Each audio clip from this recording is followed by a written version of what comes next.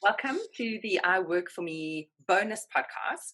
Today we are once again speaking to Liza King, and she is going to be taking us from stage one, which was finding your core values in terms of understanding who and what you are and what you want to bring into your business, to the next phase. And her and I have had a few conversations about what is that next phase. And basically, it's that thing that holds you back, those voices inside your head. So today's podcast is really about that itty bitty shtty committee that is stopping you from going the next phase and actually making your business happen. So without further ado, welcome to Liza. Hello and good morning. Thank you, Melina. Thank you. It's so cool to be doing this. Yay. And as usual, it's fantastic to chat to you. Liza, just in case people are only jumping onto this bonus podcast for the first time and they don't necessarily know you, won't you just give everyone a heads up of how it is that you do what you do and what you do? Okay. So I'm quite multifaceted, but my core thing that I do is I'm a businesswoman and an entrepreneur. And then through that, I'm also a healer. And I bring that into the healing space. So I see people who are wanting to expand on their entrepreneurial spirit, who want to start businesses, who feel blocked and unenergized around what it is that they want to do. And I then assist them through kinesiology and balancing their energies, but I also do life coaching with a business focus. So focusing on your skill sets, focusing on your inner work in order to get your business going, and then also focusing on the practical magic that you need for your business. Okay, amazing. Which is exactly, I think, what a lot of people are actually looking for and needing. And in a lot of the interviews that we've done on the I Work For Me podcast, we've actually found that many people use coaches. And it's not just a thing that execs use in corporates, it's very much a strong and fundamental part of being a small business owner. So I have been listening to a lot of what people have been saying about coaches and how much support that actually gives them. So I'm so glad you do what you do. So yeah, get hold of Liza if you need some business coaching and assistance. Right. Thanks, Okay. Melina. So we wanted to talk about how one goes from okay, they go through the core values, through the workbook, listen to the podcast, they have found their core values, they're ready, steady, go. But there's something holding them back.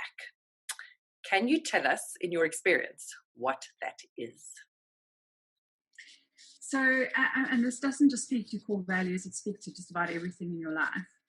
It's that internal and external peanut gallery that I've called the itty bitty shtty committee, that tends to sway you when you're trying to make decisions around moving forward and expanding yourself. And where it really comes from is that you have an ego and you have a subconscious. It likes to stay safe. So anything that's going to bring about change is going to start ringing alarm bells in your spirit and in your energy. And it's trying to say, oh no, you're going to expose yourself to too much. And if you've had any foundational damage, basically, when you were younger, from between the age of 0 to 6, about who you are and what you're allowed to believe and not allowed to believe, and what you're allowed to say and what you're not allowed to say, this all comes out when you start making major life decisions. So I think the shtty committee is the best name for it, because it's not always working in your highest and greatest good. So that's basically what the number one block that I find my clients is, that they have these committee outside of themselves, with other words, their family and their friends, and then they have this committee inside themselves that kind of hold them back, where they come up with beliefs that are really holding them back. Right.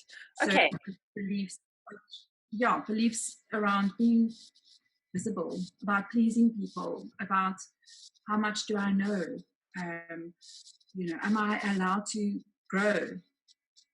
Must I stay the same? It's a variety of different things that come up. Okay, because I was going to say, can you give us some examples, maybe in your experience, maybe something that's come up as a common belief, and how that impacts someone? I think the top three ones is like three common ones is I don't know enough. Who's going to believe me? Is one of the big ones. It's always thinking that you're never ready. But in the process of starting a business, you're always getting ready to be ready. So you're getting ready to be ready, to be ready, to be ready. Always. You will never be at the end of the journey and go, now I'm ready. So get ready. You start by taking one step. And then you will find belief number one to knock over, belief number two to knock over. And it comes. You just have to start. You can't wait and learn things in theory and then think that you're ready. You have to put it into practice immediately. Right. So, and that's number one block. The number two is about being visible. You know, and especially women around the age 35 to 50, they are finding that when they were younger, children must be seen and not heard, or not allowed to have a voice, or, you know, just whatever, got there. And we've kind of been taught that it's not okay to be out there invisible. And they want to do something from invisibility. So it would be like running an online business, but only working through email, or not believing that they're good enough to be on camera. Why? Yeah. You know, so visibility is a big thing, or just being available on as a search on Google, just having your name out there. It's a problem for some people. They go, but this person knows me, and they don't think that I'm like this, and they only know me as this, and now I want to come out as that, and what are they going to say? And then they start going, well, people are going to think I'm a fraud. So this whole imposter syndrome starts coming out as well into feeling visible. And then the third one that comes out is about, it's pretty much leading from the second one, about what other people believe that I am. So, you know, they've grown up and they're now in their mid-30s and decided they want to go a completely different path. But it means that they're going to have to notify people that they're different. Yeah. That they want to do something different. That, what are they going to think?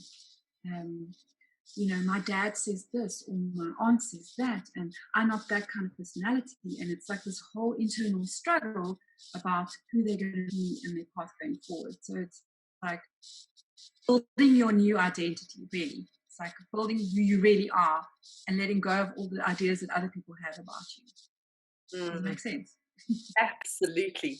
It reminds me of a story a friend of mine told me. She had read it in a book, and I can't remember which one. I'm so bad with names. But in the book, there is a young girl, and she is an addict, and she ends up in rehab. And when they're kind of all sitting around in a circle and talking, someone introduces her and says, oh, this is Rachel. She still has the personality her parents gave her. And I absolutely love that, because yes, I think, you know, if I look back at myself and, you know, sample size of one, I think back to who I was maybe at matric or younger, or maybe for many years after, where it almost is an unbundling of, or maybe a finding, maybe that peeling off of the layers, finding who you really are, because it's no fault of the parent. You know, I'm a parent now, and I'm sure I'm doing it to my children, but we kind of plaster what we believe onto our children, even if we want them to be. We kind of say things around, you know, I just want them to be, you know, who they really are. And then we say, but don't do this and don't do that and do it like this and never say this to that person. And, you know, and so it's parenting, you know, you've got to screw them up. Otherwise, you know, what's your purpose? So basically it's that putting all those voices onto them, and then as an adult trying to undo all of that and find who you truly are. And often parents' voices are part of that itty bitty shitty committee. And your mother's voice, your father's voice, your sibling's voice, yeah, an uncle and aunt, even maybe a mentor. So it is very, very interesting in terms of how one does that. So it's one thing to kind of say, okay, I all these things that are stopping me, these are the things that are stopping me. How would you describe to someone who is in this process, this limbo land, they're stuck? What should they do? Do they sit down and write those down and then try and conquer them themselves? How do we help people to take the next step? What is a practical way to do this? Right. The important thing to acknowledge to yourself is that you always know what you need. And how you figure that out is by the way you feel. So in whatever decisions you're making, you will have a feeling around that decision and where it sits in your body and how it makes you feel. So if you can from now on forward make your decisions based on the way that you feel and using your internal knowing, that is already 100% better than where people are currently at. So how you determine how you feel is giving yourself a thought and then seeing how it feels. So if you have a feeling of contraction, so literally your chest goes like this, that means that is not in your highest and greatest good. If you are going open like this and you get excited and you get champagne bubbles in your chest, that means it's inspiration-led. So it's very much of becoming conscious of how you really feel about a decision and use that as your filter going forward. So knowing and trusting that you already know what you need and who you are, and then just going by that step-by-step way that you feel.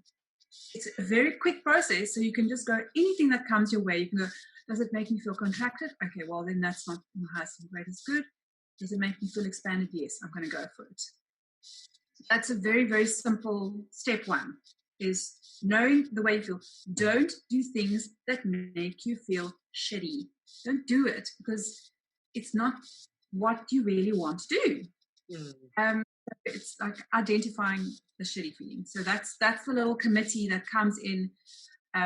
So you've got a good committee and you've got a bad committee. The shitty committee will alert you and give you all those feelings like give you that closed feeling. So when that shitty committee comes in, you boot them, you hoof them. And then also allowing yourself space to grow, because you're never going to have it nailed from the beginning. So you would hold space for your child to learn something and be patient with them. And in the same way, you need to have that same love for your own journey as you would have for a child. So if you are a parent, it's really easy because you can tap into that caring adult feeling for your inner self. So I often just ask my clients to close their eyes and to kneel down in front of themselves and say, you got this, I've got you, and give themselves a big hug in their mind's eye, because it's a different way of viewing yourself altogether. People don't do that. You're very hard on yourselves and you don't give yourself the space to grow, and you expect yourself to be perfect from the moment you step foot into a new journey. Know that you are not going to be perfect, and just give yourself the space to make the mistakes, learn from them, and be kind to yourself. So to me, that's another one. And then also, sorry, I'm doing a lot of rambling. You must stop me if I... No, I want you to continue. Yes, because that's the problem, is that it's all very nice. So I find with a lot of kind of, whether you want to call it self-help or coaching or mentoring, whatever it is, it's there's a lot of great words about, one should do and be, but there's no actual tangible how to. I'm a very much I love the idea of a plan and a strategy, but I'm like, right after that, I want to know exactly how you expect this to be implemented. And so I think that often there's a lot of high level talking and thinking and wah dreaming, but it's like, okay, well, how do I actually make this happen? So please go on. Simple stuff. It's very simple, actually. It's not rocket science at all. So I spoke about giving your space to grow, and I've spoken about you know what you need. The third thing is you cannot please everyone. Someone is always going to think you're doing the wrong thing. Even if you are doing the wrong thing, it's your choice. Don't do something to please someone else. If you're doing something to make someone else happy, you're not working in your highest and greatest good. You have to be happy and certain about the decision that you make for yourself first, and then deal with everybody else's responses. If you are oscillating between what a few people are saying and trying to please them, your path is going to be really hard. So you know that someone is going to have something to say, and your way of dealing with that is say, "Thank you, I really value your advice." Boom. That's all you have to say. It's not but I think what I really value your advice. Thank you very much. And close that chapter. And close the door. No, but I think there's almost something in that around being able to take advice and then maybe sit with it and then decide which pocket you're going to put it in. Like, good advice, difficult to implement right now. We'll hold on to that and see if I can chip away at that and achieve that, and then there's kind of like, great advice I can implement right now and fix and edit.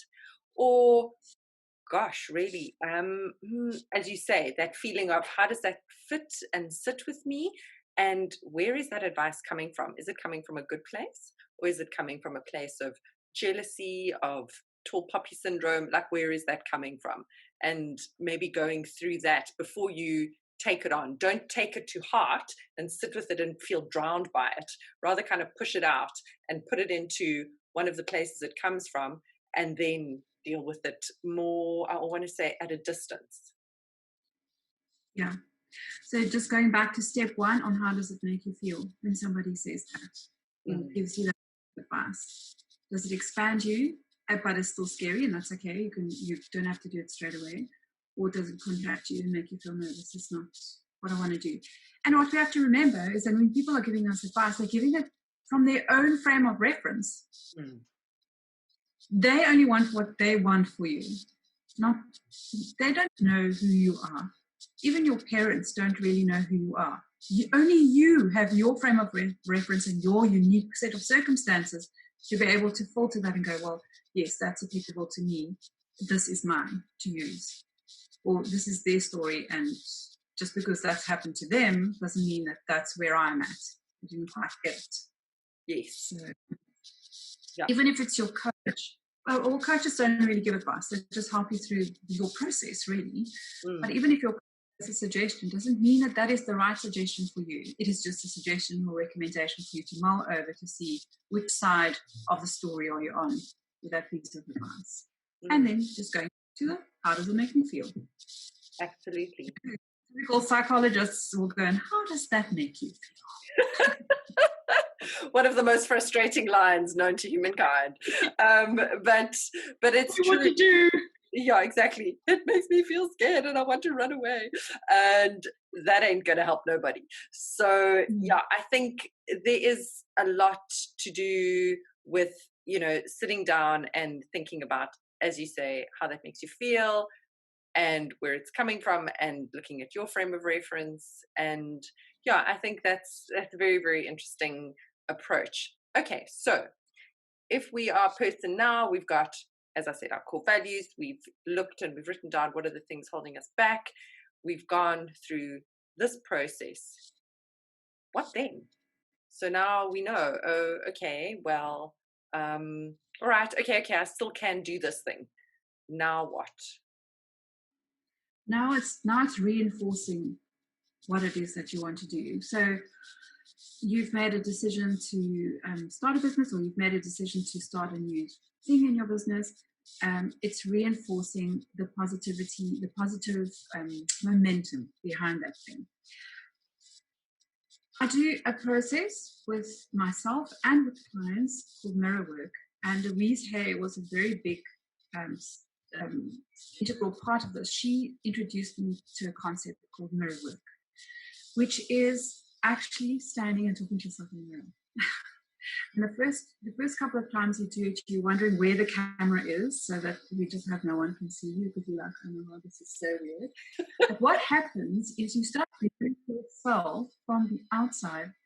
We tend to always be in here and thinking things through. But when you start talking to a mirror and you start talking to yourself, you start seeing yourself on the outside, and you start seeing new things about yourself that you didn't recognize before, or how cool you look, what mannerisms you have, and then also the words that you use to yourself in the mirror. So, your dreams are really worth fighting for. So make sure that those things are top of mind every single day. If you can do 1 minute of mirror work in the start of this process, so just standing from the mirror and going, I've got this shit. I am so freaking powerful. It's scary. And just see how you, because what will start happening is you'll start feeling like things happening when you start speaking to yourself. And, speaking your goals into the mirror. I am the most powerful, by speaking as if it's already in place. So I've reached my goal of XYZ, and it feels amazing. And I am looking forward to my successful clients and the ripple effect that I have on their lives. And I am so amazing now, naked in this mirror. It's like I can't even deal with it. Starting to do, because it really helps you to feel confident and reinforce your goals. But from the outside, coming back to you, right? No, it's weird. But the shift that happens, so if you start with it, day 1 is really weird, day 2 is like, why am I doing this? Day 3 is like, oh wow, I noticed that. Day 4 is like, wow, that shifted. Day 5, you're suddenly doing things that you wouldn't normally do. Day 6, you start getting more confident. And sort of when the first week is done, there's a whole shift in your being around those blocks that you've had, because you're speaking them into the being, you're speaking them to yourself.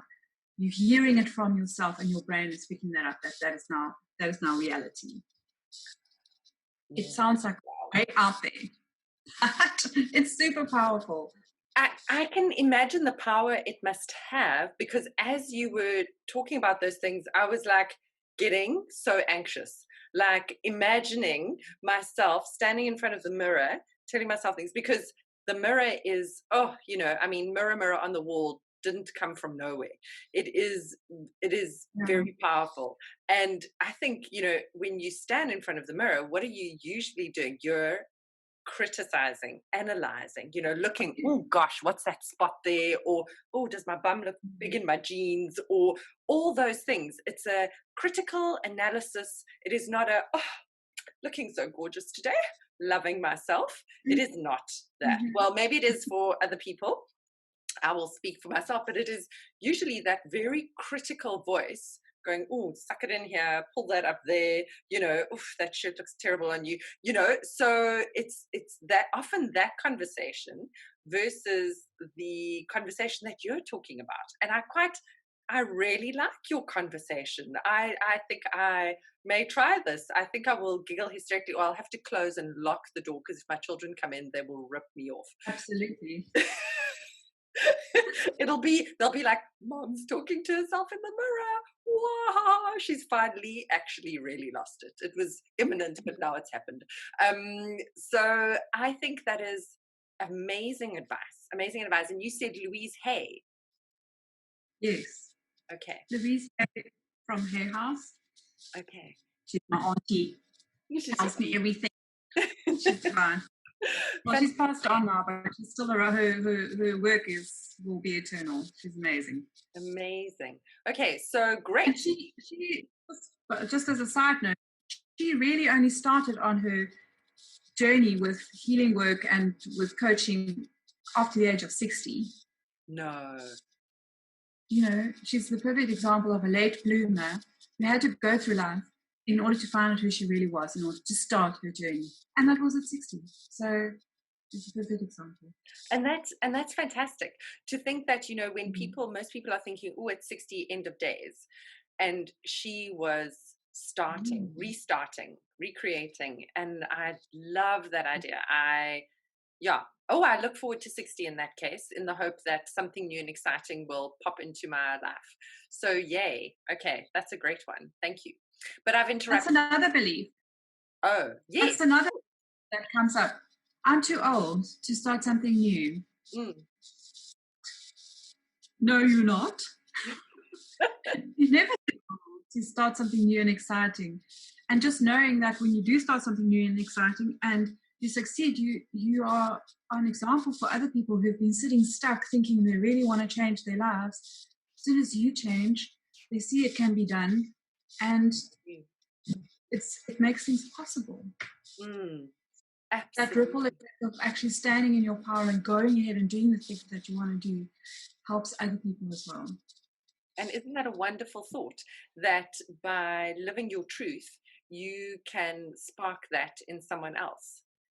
And I think that is a wonderful idea, that the more true and honest you are with yourself and what you bring into the world will only serve to inspire, which is lovely. Nice. I like that. Great. Okay. So as I said, I've interrupted you. And is there anything else from there? Once you have had your morning convo in the mirror, what else should you be doing? Just going out there and actually starting shit, making shit happen. Making shit happen. Absolutely. And then every time you hit, I call it a glass ceiling, which is your belief system. Every time you hit that, work through it. So what's going on here? Why can't I take a step forward? Maybe ask yourself, why? What is my belief around this? And then writing a more empowering belief. So say your belief is, or you've identified your belief that, I don't have enough time in the day, for instance. And just rewriting that belief going, hello, Melina, do you have enough time in the day? I just saw your reaction. I was like, I think we had this conversation earlier, and you were the one going, I don't have enough time in my day. So I was like, I'm wondering where this is going to go. Yeah. So it's creating the mental mindset. Oh, I've got all the time in the world to actually do what I need to do. When you set down your energy, that is when you're able to start tackling everything. But it's when you start creating that hype and that anxiety around, oh God, I don't have enough time. Oh no, I've got to do this and this and this and this, and focusing on the to-do list. That belief sort of comes up for you, and it just, that you have to work on it. So how am I going to do it differently? I'm going to structure my day. I'm going to time block my day. I'm going to put this aside for that. And I can do this. I've got this. And I've got all the time in the world of everything my way. I always have everything going my way. And just shifting your energy around it, because the minute you go into that downward spiral, then you get more of the same. I know. And often so I have the little voice that says, this positive thinking crap, it doesn't really always work, and it's quite a nasty little voice. So I often have to work very hard to go, okay, maybe not. I have to bring in the mediator between the nasty voice and then the positive voice, and kind of say, okay, well, maybe, but let's just try, and and go, okay, cool, well, if we shift our attitude and we feel a bit more positive, maybe things will work out. And just kind of opening up the possibility to something different. I'm just thinking, if anyone else sometimes gets stuck in a negative downward spiral, how to kind of haul yourself up, saying to yourself when you're feeling down, everything's going to be great. It's going to be awesome. Yay. It's not going to shift. Not having that accompanying feeling with it. You're going like you said, but the feeling isn't there. Exactly. Absolutely, it happens to everybody. Absolutely. Yeah. But it's creating the feeling that goes with the statement. And we're often at the opposite end of the stick. So we'll be saying an affirmation, but what we'll be believing is something else completely. Shifting that would be something like, is this actually the truth? Why is it not the truth? And then asking yourself, what is the kindest thing I can do for myself right now to shift this feeling? Yes. Yeah. We don't do that. We'll go super critical and go into shooting bullets at yourself instead of going, well, what is it? Maybe I just need a 15-minute walk around the block just to clear my mind, get to re-energize, or is it really the truth that I'm not good at this? Or is it really, well, how is that truth serving me? It's not. What is the kindest thing I can do for myself now? Absolutely. And sometimes it is that change of environment, stepping away from your desk. As you say, walk around the block, go make a cup of tea. It doesn't have to be anything fancy. You don't have to go and spend 6 hours at the day spa. It's just a quick shift in perspective, maybe a phone call to someone who always puts you in a good mood. Maybe kick the ball, for the dog or your child, and whatever the case is. But change things, and often in that space, things shift, and you can come back feeling a lot better about stuff. So, great. Okay, well, I think people will have their hands full in terms of doing in terms of dealing with that committee. And I think maybe there's something to be said for kind of how would someone stand up, and if you were presenting to a committee who were about to tear down a project you had been working on, how would you stand up and present to that committee and say, this is why I should continue with this project? And maybe kind of going through this process that you've walked us through and putting that presentation together. Damn, it could end up being a business plan at the end of the day. But putting together that presentation around why, shitty bitty committee, I should continue with this project. And I think that maybe as an output could be something that people could try and do, and to make it very much more real, because as you say, otherwise it sits up in the head. So Bringing it to life. Yeah, absolutely. In whatever way works for you. Yeah, cool. So, Liza, I'm going to ask you if you will be prepared to do another meditation for us in this regard, to kind of help people dig deep and pull out the strength and the courage to deal with that committee. And then I think maybe another book on how one actually, on the process written down that people can work through. So kind of like our core values ebook. And everyone, if you haven't seen the core values ebook, please either get hold of myself or Liza, or find it on, it is available as a free ebook download. So get hold of me and I'll get that to you. Otherwise, download it if you see it on the interwebs.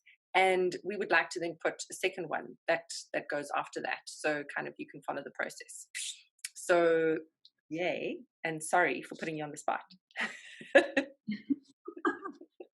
No problem. Absolutely fine. No problem. Happy to do it. Thank you. Awesome. Well, thank you, Liza, so much once again for doing this amazing bonus podcast. I can imagine that these really useful and actually doable steps are going to help many people. So thank you so much. It's wonderful having you on the I Work For Me podcast. My pleasure.